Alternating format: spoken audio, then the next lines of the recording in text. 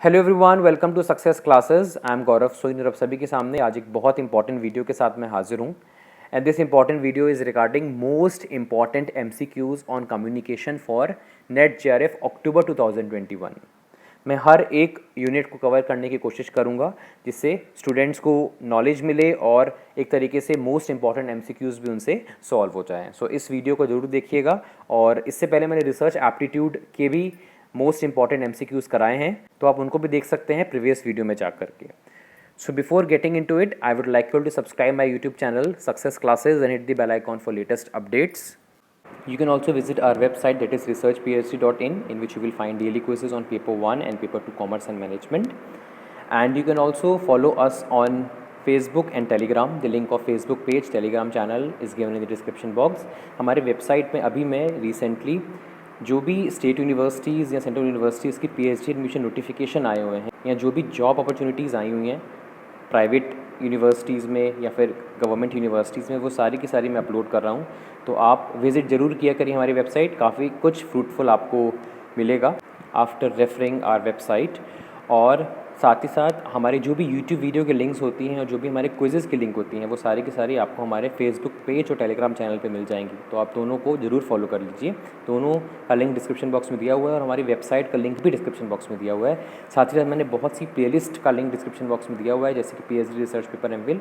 ये बहुत ही अच्छी प्लेलिस्ट है और हर एक रिसर्च स्कॉलर को ये प्लेलिस्ट देखनी चाहिए, क्योंकि काफ़ी फ्रूटफुल वीडियोस मैंने डाले हुए हैं। आप ही की जो क्वेरीज़ आती हैं उसको ध्यान में रख करके मैंने वीडियोस बनाए हैं, तो आप ज़रूर देखिएगा इस प्लेलिस्ट को, काफ़ी हेल्प मिलने वाली है अगर आप पीएचडी कर रहे हो या आगे जा कर के पीएचडी करना चाहते हो। तो अगर आप नेट जेआरएफ सेट या पीएचडी एनएस एग्ज़ाम की तैयारी कर रहे हैं तो रिसर्च एप्टीट्यूड एंड स्टैटिस्टिक्स वाली प्लेलिस्ट बहुत इंपॉर्टेंट है, आप उनको रेफ़र करिए। पूरा complete research aptitude and statistics मैंने कवर करवाया हुआ है और हर एक वीडियोज़ ट्रिक बेस्ड हैं, बहुत ही ईजी और बहुत ही क्रिस्टल क्लियर तरीके से मैंने कॉन्सेप्ट को समझाया हुआ है, जो कि आपको लॉन्ग टर्म रिटेन करने में मदद करेगा। तो आप रेफ़र कर सकते हैं रिसर्च एप्टीट्यूड एंड स्टैटिस्टिक्स वाली प्लेलिस्ट। और expected multiple choice questions of paper 1 के ऊपर भी मैंने एक प्लेलिस्ट बनाई हुई है, जिसमें मैंने एक्सपेक्टेड मल्टीपल चॉइस क्वेश्चंस डाले हैं पेपर 1 के, जैसे कि people environment, communication, higher education system. Previous year questions तो कर करके हम थक चुके हैं, but expected multiple choice questions हमको हमारी एक्चुअल परफॉर्मेंस बताते हैं। तो आप उनको भी रेफ़र करिए और अपना स्कोर लिखिए कमेंट सेक्शन में कि आपको कितना स्कोर मिला है। अगर आप पेपर 1 एंड पेपर 2 कॉमर्स की तैयारी कर रहे हैं तो नवदीप कौर मैम अनअकैडमी पे complete paper 1 and paper 2 commerce करवा रही हैं। आप डेफिनेटली उनको ज्वाइन करिए फॉर बेस्ट रिजल्ट्स। और डेली 10 PM अनअकैडमी पे नवदीप कौर मैम की स्पेशल क्लासेस होती हैं, आप उनको भी देखिए, बिकॉज काफ़ी कुछ नॉलेजेबल आपको मिलेगा after watching the classes of Navdeep Kaur ma'am. And you can also subscribe Nav Classes YouTube channel, because daily basis पे नॉलेजेबल कंटेंट आता रहता है नव क्लासेस यूट्यूब चैनल पे, जो कि आपकी नॉलेज को और एनहांस करेगा। और अगर आप सब्सक्रिप्शन लेना चाहते हो तो कोड यूज़ करिए नव क्लासेस, जो कि आपको आपकी स्क्रीन पे दिख रहा है। हमारा एक और यूट्यूब चैनल है एड इंडिया, आप उसको भी सब्सक्राइब कर सकते हैं, लिंक डिस्क्रिप्शन बॉक्स में दिया हुआ है। अगर आप कॉमर्स या मैनेजमेंट से नेट जेआरएफ या फिर पीएचडी एंट्रेंस एग्जाम दे रहे हैं, बहुत इंपॉर्टेंट और फ्रूटफुल वीडियोस में डालता रहता हूँ। बहुत ईजी एंड कंसाइज तरीके से हम कोशिश करते हैं कि आपको नॉलेज इम्पार्ट कर सकें। हमारा टेलीग्राम चैनल भी है ed India for NET JRF, जिसका लिंक डिस्क्रिप्शन बॉक्स में दिया हुआ है, आप उसको भी ज्वाइन कर सकते हैं फॉर रेगुलर अपडेट्स। चलिए आ जाते हैं अपने मोस्ट इंपॉर्टेंट एमसीक्यूज़ की तरफ। And these are the most important MCQs of communication which are relevant for NET JRF October 2021 exam. और ये जो क्वेश्चंस हैं ये मैंने नवदीप कौर मैम की क्वेश्चन बैंक वाली बुक से लिए हैं, तो आप उस बुक को रेफ़र कर सकते हैं फॉर बेस्ट रिजल्ट्स, और लिंक आपको डिस्क्रिप्शन में मिल जाएगा। फर्स्ट क्वेश्चन हमारे सामने है, find out the correct sequence of selectivity stages in mass communication. Exposure, retention, attitudinal change, perception, attention.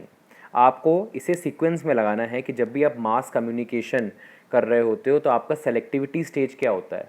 जब आप किसी भी कोई भाषण हम सुनने जा रहे हैं या हम मास कम्युनिकेशन में शामिल हैं, तो हम किस अप्रोच के साथ सेलेक्टिविटी करते हैं, राइट, ये आपको बताना है। यहाँ पे सीक्वेंस में लगाना है आपको इन पॉइंट्स को।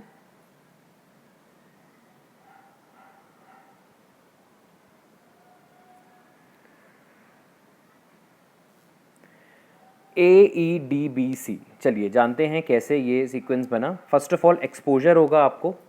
है ना, कि so and so person is coming to communicate और एक्सप्रेस हिज और हर व्यूज़। सबसे पहले तो एक्सपोजर होगा आपको। उसके बाद नेक्स्ट है अटेंशन। फिर आप अटेंशन, उनकी बातों पे गौर करोगे, उनकी बातों पे आप जो है ध्यान दोगे।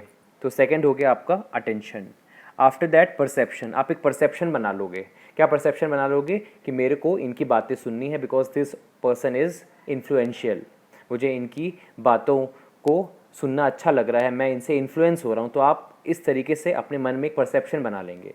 अगर आप ऐसा परसेप्शन बनाएंगे कि नहीं, ये जो बातें कर रहे हैं ये बेबुनियाद हैं या इनवैलिड हैं, तो फिर आप जो है उनकी स्पीच में या जो मास कम्युनिकेशन हो रहा होगा उसमें आप इंटरेस्ट नहीं लेंगे। Is it clear? तो it is very important to have a positive perception in your mind, तभी आप बातों को सुन सकेंगे, तभी आप बातों को समझ सकेंगे। देन आप रिटेन करोगे जो आपको लग रहा है कि हाँ ये बात बहुत फ़ायदेमंद है या ये बात मुझे इनकॉर्पोरेट करनी चाहिए, मुझे लागू करनी चाहिए। उसके बाद फिर आपका एटीट्यूड चेंज हो जाएगा।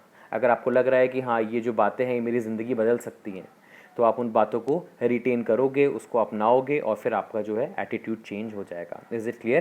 तो यहाँ पे मास कम्युनिकेशन पे फोकस करना है। मास कम्युनिकेशन हो रही है, तो मास कम्युनिकेशन में हम भी कई बार मास कम्युनिकेशन का पार्ट बने हैं। तो हम किस तरीके से, हमारा सेलेक्टिविटी होता है, पहले हम क्या करते हैं, फिर क्या करते हैं, फिर क्या करते हैं, ये आपको सीक्वेंस यहाँ पे अरेंज करना था। So fourth option is absolutely correct.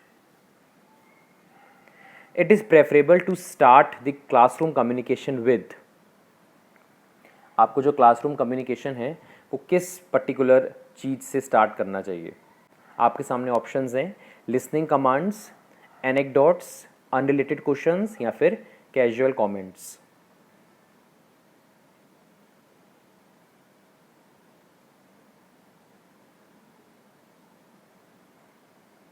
Classroom communication आपको किस तरीके से स्टार्ट करना चाहिए। एनेक्डोट्स, ये होता क्या है, जब भी आप क्लास रूम में जा रहे हो, आप आगे जा कर के असिस्टेंट प्रोफेसर्स बनने वाले हो, तो आपको हमेशा जो क्लास है वो हमेशा एक इंटरेस्टिंग स्टोरी, कुछ रियल लाइफ इंसिडेंट से स्टार्ट करनी चाहिए, जिससे जो स्टूडेंट्स हैं, जो लर्नर्स हैं, उनका इंटरेस्ट बने, तभी तो वो आपके आगे जा कर के बात सुन पाएंगे। तो एनेक्डोट्स मतलब क्या होता है? अ शॉर्ट अम्यूजिंग और interesting story about a real incident और पर्सन। बिकॉज अगर आप ख्याली बताओगे तो वो हो भी सकती है चीज़, रियलिटी में नहीं भी हो सकती, पर जो रियल इंसिडेंट होगा उससे काफ़ी बार जो है आपके जो लर्नर्स हैं वो इन्फ्लुएंस हो जाएंगे कि हाँ सो एंड सो चीज़ें रियलिटी में हुई हैं। हाँ, तो इस चीज़ को हमें जो है समझना चाहिए और उसमें फिर इंटरेस्ट भी आएगा बिकॉज आपके पास फैक्ट्स होंगे। Is it clear? So you should always prefer to start the classroom communication with anecdotes. Interesting तरीके से आपको स्टार्ट करना है, मे बी अ स्टोरी। आप कोई टॉपिक पढ़ाने जा रहे हो तो उससे रिलेटेड कोई भी स्टोरी है या कोई भी आपने अगर एक अच्छा example, real life example, because जो भी चीज़ें हम पढ़ते हैं उसको हम प्रैक्टिकली इम्प्लीमेंट करते हैं। अगर वो प्रैक्टिकल एग्जाम्पल आप बच्चों के साथ शेयर करेंगे तो वो इंटरेस्टेड रहेंगे और क्लास में डेकोरम मेंटेन रहेगा और आपकी जो क्लास है वो सक्सेसफुल हो जाएगी। बच्चों को सब समझ में आएगा जो आप समझाना चाहते हैं। Listening commands no, unrelated question negative है, कैजुअल कमेंट्स ये भी नहीं। तो anecdotes is the most appropriate answer of this question. Assertion reason है यहाँ पे, for impact of communication the individual students must be considered as a product of common cause. Reason, effective teachers normally attempt to identify the general characteristics of learners to communicate with them.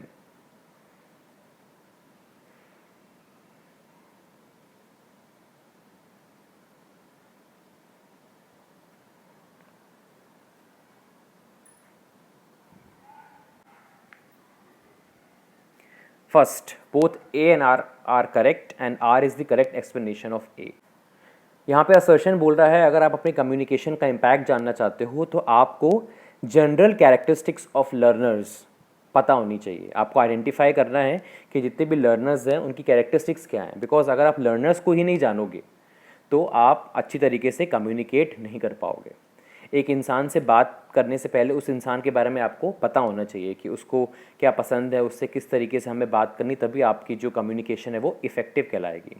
तो assertion reason दोनों सही हैं, because जो assertion है उसको अच्छी तरीके से रीज़न जस्टिफाई कर पा रहा है, इसलिए option first is correct. Next question, the key to effective listening by students in a classroom is sympathy towards the teacher, interest in informal education, empathetic learning या desire to memorize. Effective listening क्यों करते हैं students, उसके पीछे का reason क्या है?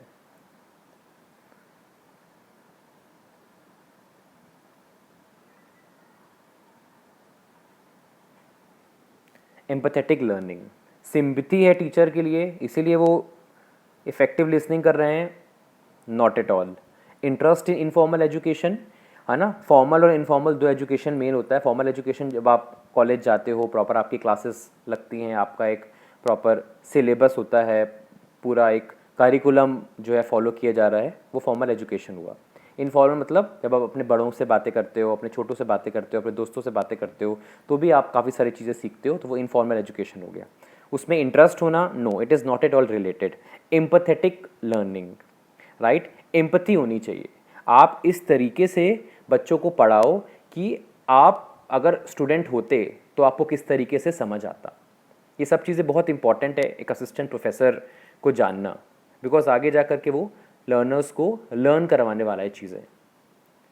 Is it clear? तो इफेक्टिव लिसनिंग बहुत ज़रूरी है, बिकॉज हियरिंग बिल्कुल नहीं होनी चाहिए, लिसनिंग होनी चाहिए आपके लर्नर्स के बीच में. अगर उनके अंदर एम्पैथी रहेगी तो वो इफेक्टिवली लिसन कर पाएंगे. एम्पैथी का मतलब क्या होता है? Empathy means the ability to understand and share the feelings of another, right. आप दूसरों के पर्सपेक्टिव से चीज़ों को समझ रहे हो. Is it clear? अगर आप उनके पर्सपेक्टिव के साथ चीज़ों को सुन रहे हो, समझ रहे हो, लर्न कर रहे हो, तो आप इफ़ेक्टिव लिसनिंग करोगे. Is it clear? बिकॉज आप उनका व्यू पॉइंट समझ पा रहे हो कि आपका टीचर का क्या व्यू पॉइंट है, और अगर आप उनसे रिलेट कर गए तो इफ़ेक्टिव लिसनिंग तो होनी ही है. डिज़ायर टू मेमोराइज नहीं, ऐसा रट्टाफिकेशन के लिए बच्चे लिसन नहीं करते हैं, वो एम्पैथी की वजह से इफ़ेक्टिव लिसनिंग कर पाते हैं. Next question, communication begins usually with confused ideas, semantic noise, apprehension या पिक्चर इन द माइंड. किस चीज़ से कम्युनिकेशन स्टार्ट करनी चाहिए?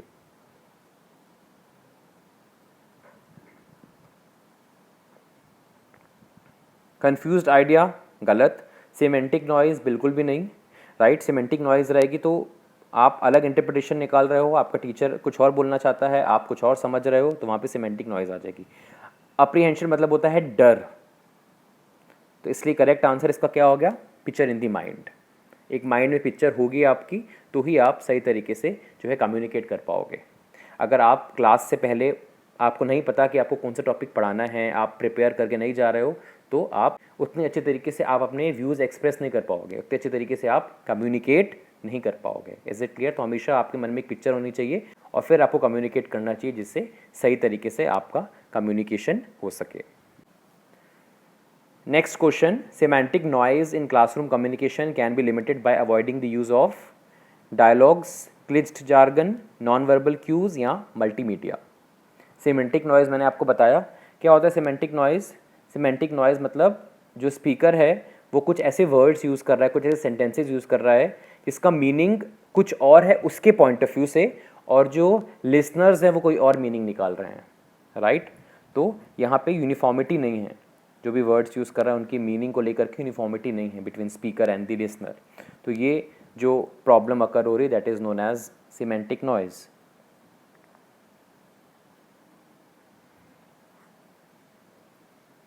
तो क्या होगा इसका correct answer?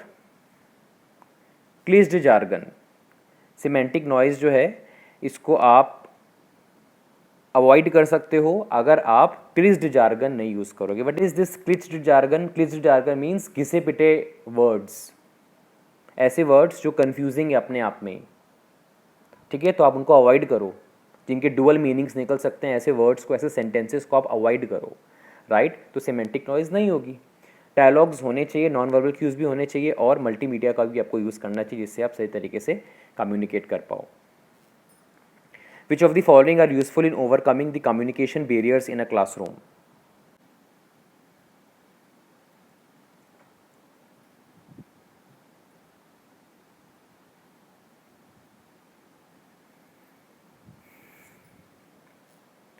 Correct answer is AENF। देखो सबसे पहली चीज़ तो यहाँ पे भी आप एलिमिनेशन मेथड यूज़ कर सकते हो, बी नहीं आएगा। यूज़ ऑफ अनफेमिलियर वर्ड्स, अगर आप अनफेमिलियर वर्ड्स यूज़ करोगे तो किस तरीके से आप ओवरकम कर पाओगे बैरियर्स को, तो बी हट गया। बी किस किस में है, बी इन दोनों में है, ठीक है। आंसर है यहाँ फिर 3 या फिर 4।